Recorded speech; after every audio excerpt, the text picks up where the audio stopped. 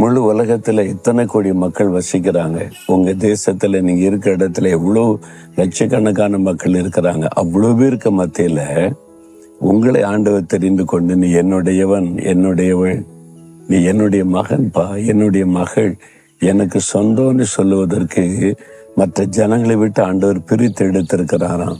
அது எவ்வளவு பெருமை இல்லை? அவரால் தெரிந்து கொள்ளப்பட்டு பிரித்து எடுக்கப்பட்டு அவருக்கு சொந்தமாக இருப்பாரு. நீங்க வாழ்றது உலகத்துல தான். உலக மக்களை போல எல்லா வேலைகளையும் செய்யணும், உழைக்கணும் எல்லாம் தான். ஆனா நீங்க அவங்கள போல வாழ்வதற்கு அழைக்கப்படலை, பிரித்து எடுக்கப்பட்டவங்க. எப்போ மனதில் வைக்கணும், இயேசு சொன்னார், நான் உலகத்தான் அல்லாதது போல நீங்களும் உலகத்தார் அல்ல. அப்போ உலக மக்களை போல சிந்திக்கிறது, யோசிக்கிறது, பணம், புகழ், பேரு, பெருமை, அந்த சிந்தை இருக்கக்கூடாது.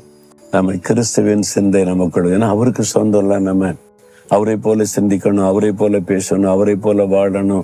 அவருக்கு சொந்தமாயிட்டு ஆண்டவர் என்னை பிரித்தெடுத்து இந்த சிந்தையோட வாழணும்.